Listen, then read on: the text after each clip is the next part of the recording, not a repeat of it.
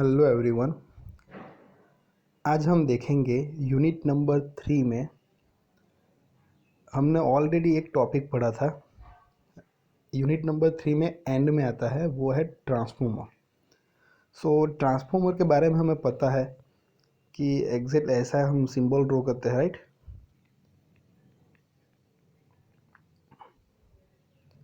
यहाँ पे जो नंबर ऑफ टर्न्स है, देखो ये प्राइमरी वाइंडिंग है और उसके नंबर ऑफ टर्न मतलब કેટલા એના આટા છે એને આપણે શાનાથી દર્શાવીએ છીએ N1 અને આને કહેવાય છે સેकेंडरी वाइंडिंग। ओके, उसके जो नंबर ऑफ टर्न्स है उसको हम डिनोटेट करते हैं N2 से। ये हमने पढ़ा था, बाद में पढ़ा था, ये भी देखा था transformation ratio and turn ratio.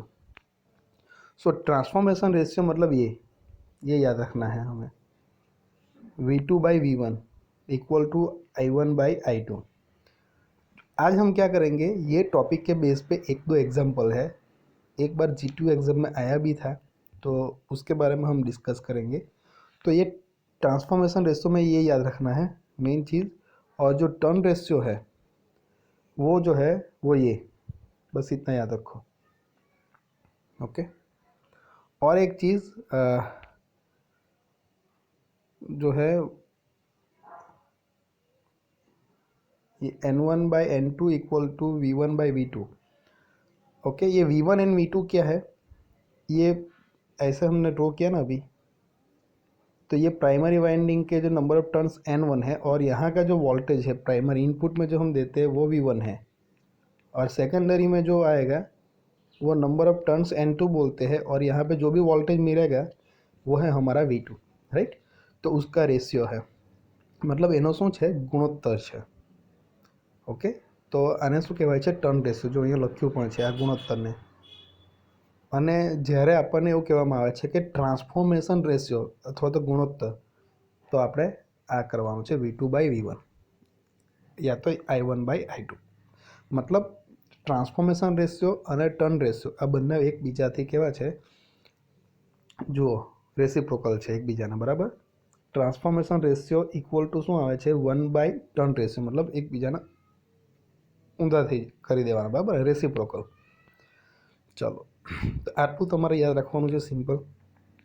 એના બેઝ પર એક બીજું આપણે જોયું હતું, આ થિયરી જોઈ હતી, EMF ઇક્વેશન, બરાબર। ટ્રાન્સફોર્મરનું EMF ઇક્વેશન એ ઘણીવાર એક્ઝામમાં પૂછાયું છે, આપણે ડિટેલમાં જોયું હતું, બરાબર। આ શું છે એકચ્યુઅલી, BM ફ્લક્સ ડેન્સિટી, બરાબર છે। એને આપણે શાનાથી લખીએ છીએ, फ्लक्स पर यूनिट एरिया, मतलब मैक्सिमम। M का मतलब जो है यहाँ पे M लिखा है, B है मतलब फ्लक्स डेंसिटी, यहाँ पे M लिखा है, उसका मतलब क्या है, मैक्सिमम फ्लक्स डेंसिटी, महत्तम फ्लक्स डेंसिटी, बराबर है, मैक्सिमम वैल्यू फ्लक्स डेंसिटी की। BM इक्वल टू क्या लिख सकते हैं हम, φm/ai, बराबर। ये फ्लक्स है और ये हमारा एरिया है। तो हमें ये एग्जाम्पल के लिए ये याद रखना है एक चीज़। दूसरी मैं आपको बताता हूँ, हमने EMF इक्वेशन फाइंड किया था। देखो ये E1 के लिए है, मतलब आप E1 की जगह पे V1 भी लिख सकते हो। ओके, वोल्टेज जो दिया होता है वो तो सेम ही है, क्या है, 4.44 pm/ai f इंटू N1। आप सेकेंडरी वाइंडिंग के लिए लिखोगे तो क्या आएगा, E2 इक्वल टू, यहाँ पे सिर्फ N2 आएगा, बाकी सब कुछ कैसा रहेगा, सेम रहेगा। तो आप जो है वो हमें पता है कि BM इक्वल टू क्या है, φm/ai। तो यहाँ पे लिखा है हमने ये। अब AI को BM के साथ मल्टीप्लाई करो तो क्या आएगा, BM into AI equal to क्या आएगा, φm। तो ये अब जो यहाँ पे BM इंटू AI है उसकी जगह पे आप क्या लिख सकते हो, φm भी लिख सकते हो, यानी वो कैसे हमें पता चलेगा, एग्जाम्पल जो आते हैं उसमें किसकी वैल्यू दी है, क्या हमें फाइंड करना है, ओके, उसके बेस पे वो चलता है सब कुछ, यानी φm दिया है तो डायरेक्टली यहाँ पे BM इंटू AI की जगह पे φm ही लिख दो, तो एग्जाम्पल ईजी रहेगा, कैलकुलेशन हमारा ईजी हो जाएगा, राइट। तो ये हमें याद रखना है। दूसरी जो चीज़ है इम्पोर्टेंट वो है ये वाली, इतनी इम्पोर्टेंट है नहीं लेकिन ये स्टैक फैक्टर। स्टैक फैक्टर के बारे में भी हमने देखा था, वो भी एक गुणोत्तर है, मतलब एक रेशियो है किसका, तो एरिया का। ओके, मतलब ક્ષેત્રફળનું। તો એમાં પણ શાનો છે, લોખંડનું ક્ષેત્રફળ ડિવાઇડેડ બાય કોરના આડછેદનું ક્ષેત્રફળ। ओके, सो ये भी हम यूज़ करेंगे एग्जाम्पल के अंदर। जो स्टैक फैक्टर दिया होता है तो ये यूज़ करना रहेगा, राइट। तो चलो ये एक एग्जाम्पल जो है वो जीटीयू में भी आया हुआ है। दिखने में ऐसा लगता है कि बहुत सारी चीज़ें जो है वो हमें फाइंड करनी है, लेकिन बहुत इजी है ये। तो स्टेटमेंट से हम स्टार्ट करते हैं। पहले क्या लिखा है देखो, 11,/440 ये लिखा है। उसका मतलब क्या हुआ कि ये प्राइमरी वाइंडिंग का वोल्टेज है और ये सेकेंडरी वाइंडिंग का, मतलब ये हमारा V1 हो जाएगा और ये क्या हो जाएगा V2। समझ में आया। सो V1 इक्वल टू क्या होगा 11,000 और उसका यूनिट क्या है नो एकम वोल्ट, आप एटला लखवाना। V2 मतलब 440 वोल्ट થઈ ગયા। सो આના પરથી આપણને V1 અને V2 મળી ગયા, તો આ લખી દીધા V1 અને V2। ત્યાર પછી છે 50 હર્ટ્ઝ। सो 50 हर्ट्ज मतलब शू, फ्रीक्वन्सी एफ, एने આપણે एफ થી દર્શાવીએ છીએ, તો एफ इक्वल टू કેટલા છે આપણા 50 हर्ट्ज, એ પણ લખાઈ ગયું। ओके, चलो नेक्स्ट શું છે, એક પ્રાવસ્થા ટ્રાન્સફોર્મરમાં મહત્તમ ફ્લક્સ ઘનતા, मतलब મહત્તમ ફ્લક્સ ઘનતા मतलब ઇંગ્લિશમાં શું કહેવાશે, મેક્સિમમ ફ્લક્સ ડેન્સિટી। તો આપણને શું આપ્યું છે, ફ્લક્સ ડેન્સિટી તો છે ડી થી એને આપણે દર્શાવીએ, પણ મહત્તમ મીન્સ મેક્સિમમ, તો આપણે શું લખીશું BM ઇક્વલ ટુ કેટલા આપ્યા છે આપણને 1.1 વેબર પર મીટર સ્ક્વેર, આ એનો યુનિટ છે બરાબર। અને બીજો યુનિટ કયો છે ટેસ્લા, તો એ પણ આવી શકે છે બરાબર। તો આટલી વસ્તુ આપણને આપી દીધી છે। પછી શું આપ્યું છે જુઓ, આ લખ્યું છે BM ઇક્વલ ટુ, જો પ્રાઇમરી વાઇન્ડિંગના આટાની સંખ્યા 500 હોય તો, હવે एक्चुअली અહીંયા પ્રિન્ટિંગ મિસ્ટેક છે, આ 500 નથી, અહીંયા છે 5500, 5500। Okay, getting. जो सो प्राइमरी वाइंडिंग में आटानी संख्या ने આપણે શાનાથી દર્શાવીએ N1। ओके, सो આપણે શું લખવાનું છે N1 ઇક્વલ ટુ 5500। ખ્યાલ આવી ગયો, અહીંયા 500 છે એની જગ્યાએ આવશે। એ જ રીતે બીજી રીતે પ્રિન્ટિંગ મિસ્ટેક અહીંયા પણ છે, 500 નહીં આવશે, શું આવશે 5500 આવશે બરાબર છે। ખ્યાલ આવી ગયો। ચાલો, તો આ આપણે સારી વાત કરી કે જે આપણને આપ્યું છે તેની વાત કરી છે હજુ તો, બરાબર ને। શું શોધવાનું છે એ તો આપણે હજુ ડિસ્કશન નથી કર્યું। તો શું આવશે, પ્રથમ કોરના આડછેદના લોહનું ક્ષેત્રફળ, बराबर है। मीन्स जो कोर है उसका जो क्रॉस सेक्शनल एरिया है मतलब AI, ये हमें फाइंड करना है। दूसरी चीज़ क्या है, ये सेकेंडरी वाइंडिंग ना आटानी संख्या means number of turns of secondary winding. तो जे अपनी सेकेंडरी वाइंडिंग है एना आटानी संख्या ने આપણે શું દર્શાવે છે N2, टर्न्स गुणोत्तर। तो जो टर्न्स आवे छे ने एनो गुणोत्तर करवानो छे आपणे, એટલે એનો રેશિયો टर्न्स रेशियो फाइंड करवानो छे, એટલે આપણે શું લખીશું તેમાં N1/N2। બીજું છે ટ્રાન્સફોર્મેશન રેશિયો। ओके, અને ત્રીજું છે वोल्ट प्रति आटो, मतलब वोल्ट मतलब हमारे पास है V और नंबर ऑफ टर्न्स मतलब आटाने આપણે શાનાથી દર્શાવીએ N। હવે તેમાં તમે प्राइमरी लेव तो V1 N1 લખો અને સેકન્ડરી લેવ તો V2 N2 લખો, બંનેમાં કેવું આવશે सेम आवशे, तमारे जे लेवुं होय ते बराबर है। तो आटली वस्तु आपणे शोधवानी छे। तो चलो प्रथम स्टार्ट क्यांथी करीशुं, जे पण डेटा आप्या छे परफेक्ट आपणे लखी देवाना। बुकनी अंदर केवुं छे आ रीते लख्युं छे, बाजू बाजुमां आपणे शुं करवानुं आ रीते वर्टिकल लखवानुं बधी वस्तु, V1 V2 BM F बराबर N1, आ बधी रीते 1 बाय 1 लाइन में लखवानी। हवे आपणे शुं यूज करवानुं, आपणे शुं फर्स्ट फाइंड करवानुं छे कोरना आड़छेदना लोहનું ક્ષેત્રફળ means cross sectional area of the core, iron core, तो AI। तो हमारे पास क्या है EMF का इक्वेशन है ईएमएफ का इक्वेशन क्या है कि ये वाला है, E1 इक्वल टू, ये E1 क्यों ले, क्योंकि ये हमें दिया हुआ है N1 जो है वो 5500 दिया हुआ है, राइट। सो इक्वेशन क्या है 4.44, okay, BM AI F into क्या है N1। अब बुक में क्या लिखा है, T लिखा है, आप क्या लिखना है N1, हम इक्वेशन में वही यूज़ करते हैं, राइट। तो यहाँ से हम क्या करेंगे, देखो ये E1 मतलब क्या है एक्चुअली हमारा V1, E1 मतलब क्या है V1, दोनों वोल्टेज ही है, राइट।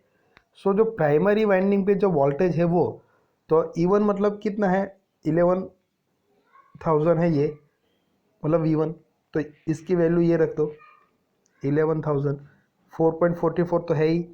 BM हमें दिया हुआ है, क्या दिया हुआ है ये, ओके 1.1। AI जो है वो हमें क्या करना है, फाइंड करना है, समझ में आ रहा है। पहला ये cross sectional area of the iron core. F जो है फ्रीक्वेंसी वो हमें दी हुई है कितनी 50, वो रखो। N1 जो है वो number of turns of the primary winding, means પ્રાથમિક જે વાઇન્ડિંગ છે તેના આંટા કેટલા છે તે એ તમને આપ્યા છે 5500। આ બધી વેલ્યુ મૂકી દેવું આ ઇક્વેશનની અંદર, બરાબર છે। એટલે તમને શું મળશે, AI મળશે। તો જુઓ આ જ રીતે આ ઇક્વેશન છે, મેં તમને કહ્યું તેમ અહીંયા ટીની જગ્યાએ આપણે શું લખી દેવાનું N1, અને એની વેલ્યુ કેટલી છે 55,000। અહીંયા બંને જગ્યાએ મિસ્ટેક છે 500, બરાબર છે। આન્સર ચેક કરજો કેલ્ક્યુલેટરમાં કેલ્ક્યુલેશન કરીને। આ બધી વેલ્યુ મૂકી દીધી, તો આ બધા જે છે એ શું કરશે, AI આપણને જોઈએ છે તો તેને અહીંયા લઈ લો ડાબી બાજુ, તો એ નીચે આવી જશે ડિનોમિનેટરમાં, બરાબર છે, છેદમાં। તો એનો કેલ્ક્યુલેશન કરો તો તમને આવશે। હવે એરિયો જે છે તેનો એકમ લખવો જરૂરી છે। એરિયાને આપણે શામાં મેઝર કરીએ છીએ, મીટર, અને એનો એકમ શું આવશે, મીટર સ્ક્વેર આવશે એરિયાનો, ઓકે। તો આપણું આ જે ફર્સ્ટ જે છે આપણું કમ્પ્લીટ થઈ ગયું। બીજો જે છે એ છે સેકન્ડરી વાઇન્ડિંગના આંટાની સંખ્યા, મતલબ આપણે શું શોધવાનું છે N2, બરાબર છે। તો એ કેવી રીતે શોધીશું, ઘણી બધી રીતે શોધાશે। આપણા પર જે ટર્ન્સ રેશિયો છે, બરાબર છે, એના પરથી પણ આપણે શોધી શકીએ છીએ, અથવા તો આ રીતના EMF ઇક્વેશન તમે E2નું લખો તો E2ની વેલ્યુ તો આપણા પર છે 440 વોલ્ટ, બરાબર છે। AI ને બધું મળી ગયું તો આપણને N2 અહીંયા આવશે તો N2 મળી જાય। તો એ ઇક્વેશન યુઝ કરીને બી આપણે શોધવું હોય તો શોધાય, પણ થોડું કેલ્ક્યુલેશન એકાદ બે સ્ટેપ વધારે થશે, બરાબર છે। તો એની જગ્યાએ આપણે શું યુઝ કરીએ છીએ, આ ટર્ન્સ રેશિયોવાળું યુઝ કરી દે કે શું આવે છે V1/V2 ઇક્વલ ટુ N1/N2। હવે તમે જુઓ એ ત્યાંથી આવે છે, આ EMF ઇક્વેશન પરથી જ આપણે આ ઓબ્ટેન કર્યું હતું। V1 અને V2ની વેલ્યુ ખબર છે, V1 આપણા કેટલા છે 11,000, V2 છે આપણા 440, N1 આપણને આપ્યા છે 5500, તો N2 મળી જશે આપણને, બરાબર છે, ખ્યાલ આવી ગયો। તો આ રીતે N2 આપણને મળી જશે। કેટલા આન્સર આવે છે 220। ત્યાર પછી આપણે નેક્સ્ટ જે શોધવાનું છે તે છે टर्न्स गुणोत्तर, मतलब टर्न्स रेशियो। तो टर्न्स रेशियो मीन्स क्या आता है N1/N2, उसको क्या बोलते हैं टर्न्स रेशियो। सो N1 की वैल्यू क्या है हमारे पास, ये 5500 है, दी हुई है। N2 हमने अभी अभी फाइंड किया 220, तो वो रखो, तो ये आ गया रेशियो। इसी हिसाब से लिखना है 25/1, ओके। आपको इस तरह से लिखना है तो अभी लिख सकते हैं N1 GeM N2 equal to लिखना है तो 25/1, इस तरह से रेशियो है इसीलिए, राइट। बाद में और क्या है ट्रांसफॉर्मेशन गुणोत्तर, मतलब ट्रांसफॉर्मेशन रेशियो। तो उसमें हम क्या करते हैं V2/V1, जो हमने देखा अभी मैंने बताया, बाद में यहाँ पे मैंने बताया आपको, देखो ये ट्रांसफॉर्मेशन रेशियो V2/V1।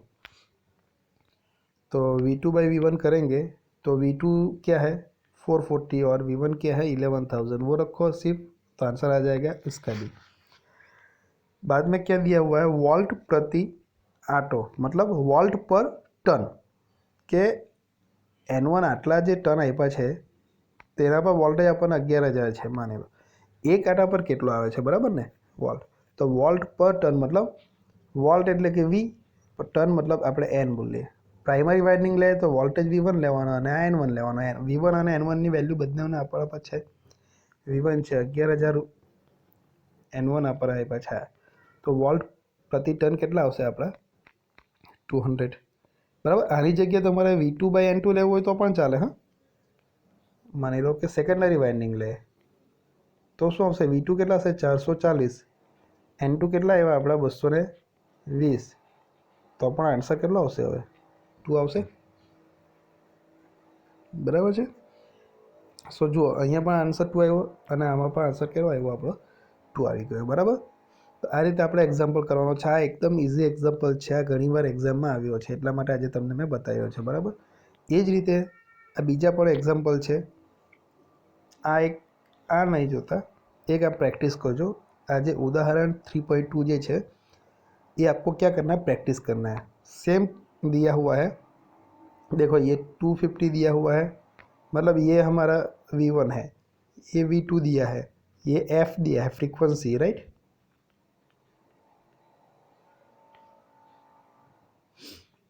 ये फ्लक्स डेंसिटी दी है 1.2 टेस्ला, मतलब BM दिया हुआ है कि इतना दिया हुआ है. जो हमने प्रीवियस एग्जाम्पल में देखा बस वैसे ही है. और एक्स्ट्रा क्या है?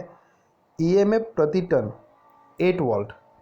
ओके, वोल्ट पर टन दिया है, मतलब आप देखो तो V/N जो है ना वो दे दिया है हमें.